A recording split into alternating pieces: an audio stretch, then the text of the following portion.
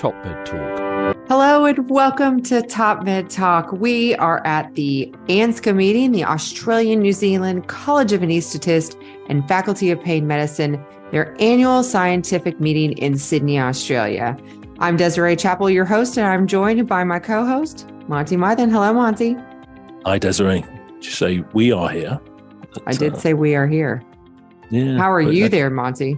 I'm good. I'm actually I'm on the ground here. This is one of a little experiments where we're reaching out across the world. Desiree, sadly, you couldn't travel to this meeting, so you're supporting us from your home in Louisville, Kentucky. And Nick Majerison is in the background, hovering, ready to get all the audio up onto our various different platforms from England, from the United Kingdom. So we have time zone challenges, and we've made it as hard as we possibly can. So let's see how it goes. I think we're making it work. Currently, we're making it work. It's all fine. Monty, the theme of the meeting this year, though, is be connected. And we are connected, aren't we? Albeit virtually. Exactly. But I think the ambition of the meeting, quite rightly, was because it's been a long time since they've had a full face-to-face meeting. I mean, I've been lucky enough to be to this meeting a couple of times in the past as an invited speaker, and it's a wonderful event, not only educationally, but also many of the awards and fellowships are handed out, and there's a lot of gathering of people traditionally. But because of Australia and New Zealand's, I think, great success with regards to locking down for COVID-19, this is their first big person-to-person meeting. So they're trying not to make it hybrid.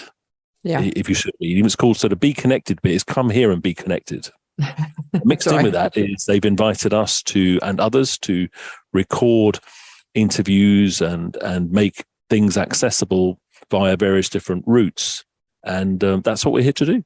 Yeah, it's awesome. Well, I think Be Connected post-COVID has it's a whole thing, right? It's like you said, it's being in person, but it's like, how can we leverage all of the different things that we did, pre and post-COVID, and make sure that we get everyone in the know and hear the great information that ANZCA is presenting this year, and all the great awards and fellowships and all of those great things. So it's very, very cool.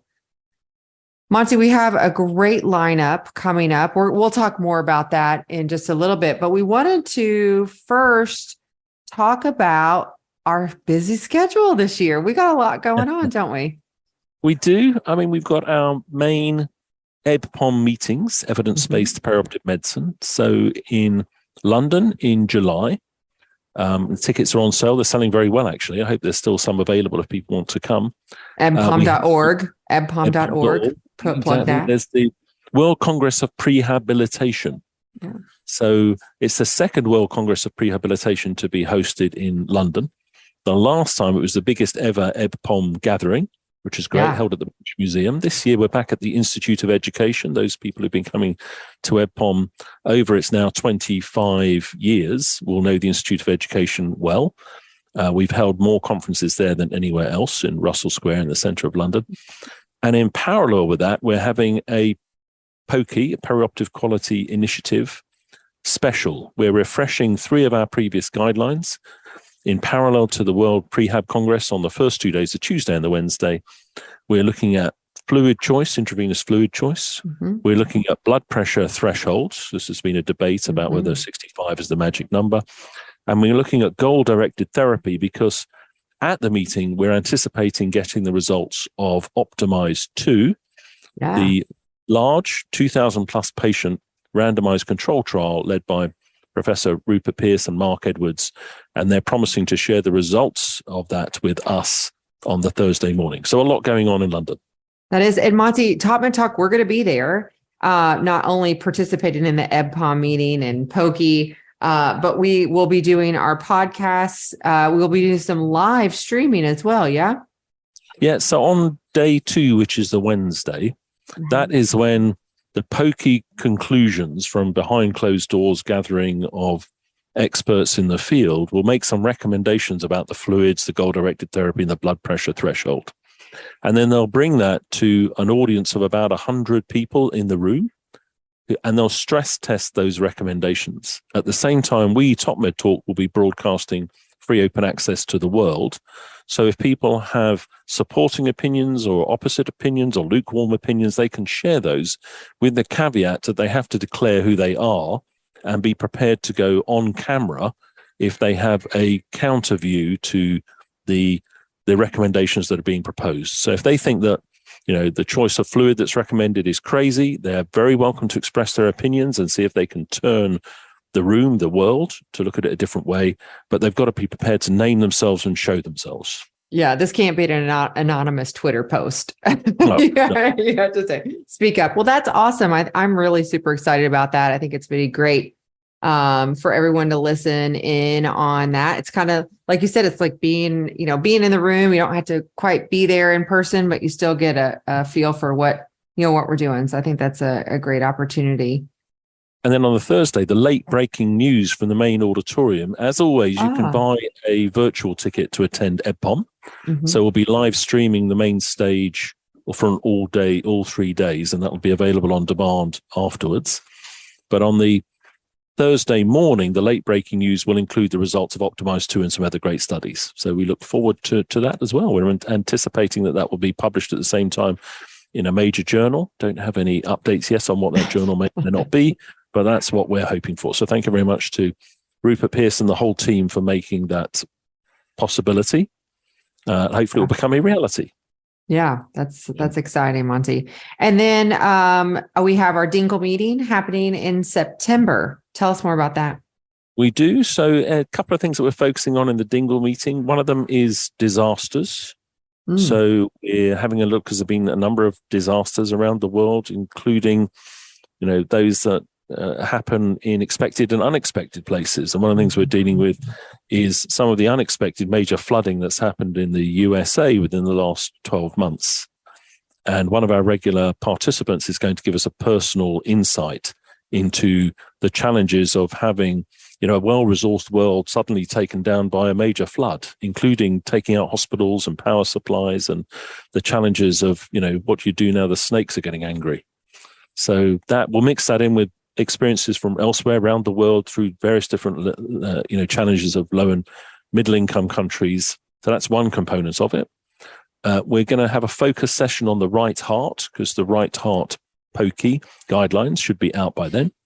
And there's a lot more right heart risk going on in general anesthesia than people may anticipate.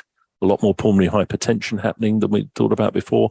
And for example, we're having a pre-meeting about the value proposition for perioperative care, with a particular focus on this one, less so on prehabilitation or intraoperative care, but on the immediate post-operative care. So Professor Guy Ludbrook is joining us from Australia. He's going to be sharing with us the results of a paper that's just come out in JAMA Surgery, which shows that by putting a little bit more effort into the immediate post-operative care of patients, so keeping them in an enhanced care environment for the first 24 hours, makes a very real and major difference to their subsequent outcomes. And this includes not only how many days they spend at home in the first 30 days after surgery, i.e., home and happy days, but also an impact on mortality at 1 year, which is a really, really impressive set of results. And lots more besides that, but there's just a teaser. Yeah, just a teaser, but really stoked about all of that's happening in Dingle. I think there's going to be incredible conversations that we have, the POCI, the value proposition, the right heart information. I'm really looking forward to that, just personally participating. So hopefully we can get the teams together and ready for that. Monty, we have a couple other meetings as TopMedTalk we are going to be at this year. So our next gig, I think, is in Glasgow that we're going to be at. The European Society of Anaesthesia and Intensive Care. We'll be there in the trade exhibition working with some of our platinum sponsors, in particular Edwards Life Sciences and GE Healthcare. But we're there to talk to everybody. They're just very graciously hosting us on their stands on 2 separate days, on the Saturday and the Sunday. And we look forward. We've got some great conversations lined up as always. But if anyone's swinging by and wants to express an opinion or has got something cool to share with us, then if you're prepared to sit down and put the microphone in your face and put the cans on, we'd love to talk to you. I know the ESA meeting has been so much fun in the past. That really is kind of a catch up for us. We see friends that we've had, from all over the place. And we really do get a chance just to sit down and find out what they're doing, what's happening on the ground. So it is a great catch up. And then we have a couple more meetings towards the latter half of the year. Well, I think we're going to the AANA. Is that right, Desiree? Yeah, the American Association of Nurse Anesthesiology. That is in Seattle this year. I have a couple presentations I'm going to be doing there, and then we are going to be there on the North Star booth, working with them and catching up with some of our friends that we've met in the past, and hopefully finding some new friends and meeting some new folks there. So I think that should be a good meeting. And then our big meeting coming up in October, the American Society of anesthesiologists, and that is going to be in San Francisco, Monty, right? We were there in 2018 for the last time we were in San Francisco. Right. Yeah. And they very kindly again built us a bespoke space. Wonderful experience last year where they partnered with us again for us to present from the trade exhibition, but in a bespoke pop-up studio in the same way as I'm sitting in one of those that the Australia New Zealand College is very kindly built for us here in Sydney. So we're excited about all of that. And then I think our last gig of the year is in November in Charlotte. Yeah, is the plan.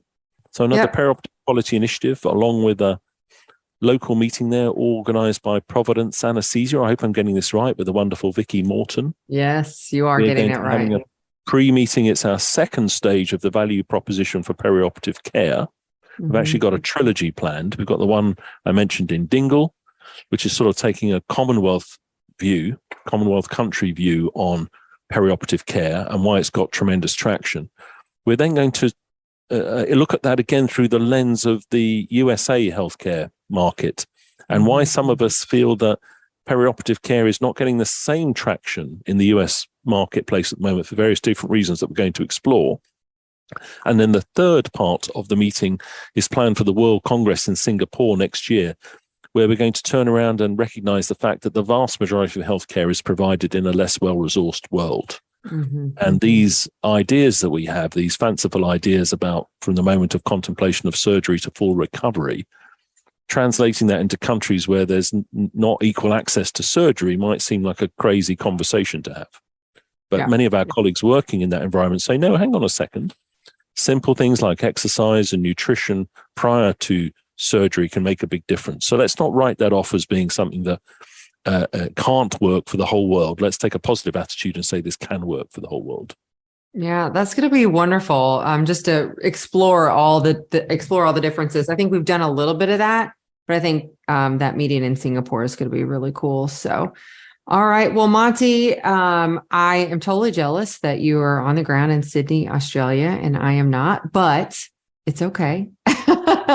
We'll be in Glasgow. We'll be in Glasgow in a month, and London after that, and Ireland. So I'm not complaining. I'm just saying it's great that you could be down there. Again, want to thank 3M and ANZCA for supporting us to be at the meeting this weekend. It's sure to be fantastic. And a big thank you to all of our sponsors, Edwards Life Sciences, GE Healthcare, Medtronic. You make TopMedTalk happen. Our free open access global podcast, we could not do it without you. And so we just wanted to give a big shout out and a thank you to everyone who keeps the lights on for TopMedTalk. Right, Monty? Absolutely. Thank you. Yeah. All right. Well, you can always find us at topmedtalk.com. The ANZCA schedule is live up there right now at topmedtalk.com. You can find us on your favorite podcatcher. We're there. We're on social media, Facebook, LinkedIn, Twitter. We're there. And also for all of our meetings this year, we're going to do a lot better job about getting our schedules up on the website. So please do check that out. Check out our events page, find out if we're going to be somewhere near you, and come chat with us on TopMedTalk. Thanks everybody for listening. Have a great weekend. Cheers. Bye. TopMedTalk. Thanks for downloading TopMedTalk. Don't forget to subscribe via your podcatcher. Don't forget to check us out on social media. We're on Twitter, Facebook, LinkedIn, and YouTube. And also, don't forget, TopMedTalk is the broadcasting arm of EBPOM, Evidence-Based Perioperative medicine. We'd love you to find out more about that. If you check out ebpom.org, you can find low prices on some of the conferences we're organising around the world. Many of them are virtual and don't even involve you leaving your own home. Check out ebpom.org now.